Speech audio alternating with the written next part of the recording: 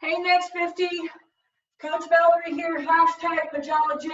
I have for you a Next 50 coach video. We're going to be going over the fundamentals of the kettlebell. If you do not have a kettlebell, you can easily substitute a dumbbell. I will give instruction for both in this format.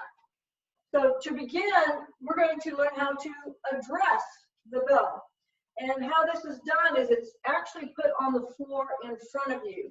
And then you measure back. So I'm going to put my right foot just lightly touching that bell.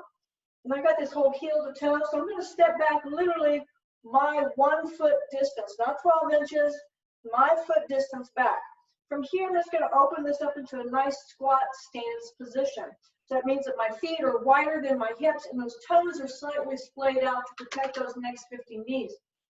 So when I begin, I want to push back like I'm getting ready to do a squat.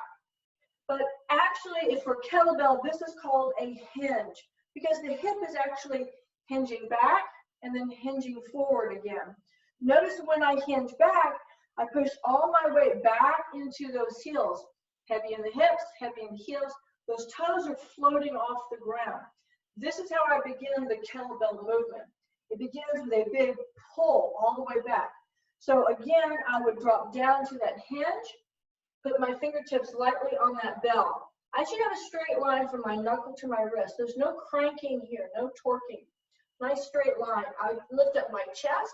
Everything is still back. Big inhale. And as I inhale, I'm going to pull this bell straight back. And I'm going to use my hips to catapult, to pop this weight all the way up.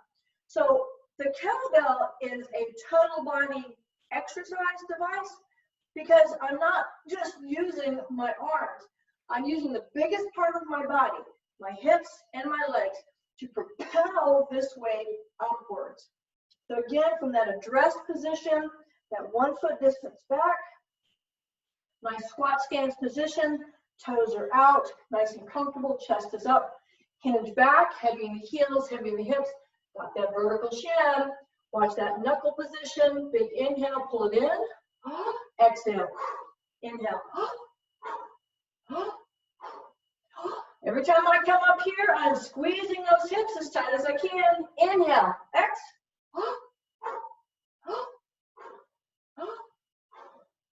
Now, when I go to put the bell down, I simply do the exact same thing. So I do this nice inhale, and then I reach down there, look at that hinge again, drop it down, stand back up. I can do the exact same thing with that dumbbell, put it in the exact same place. I am still that 1 foot distance back, I'm still in the same position.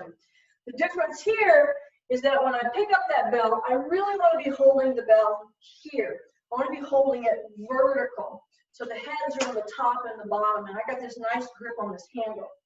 So I can start here, again, hinge hip, heavy in the heels and hips, chest is up, grab that weight, inhale, suck it in, exhale.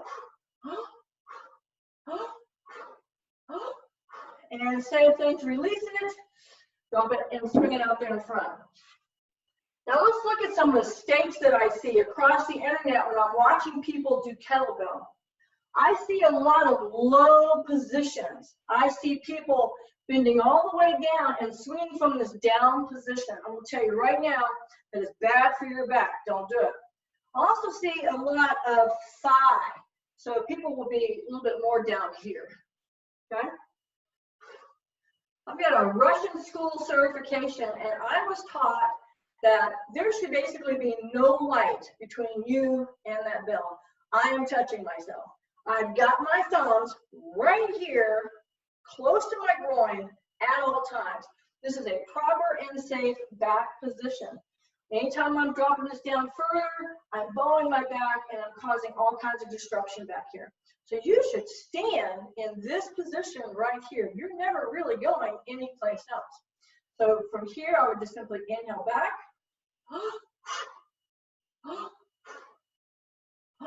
See, once again, there's no light, there's no space between my hands and that bell.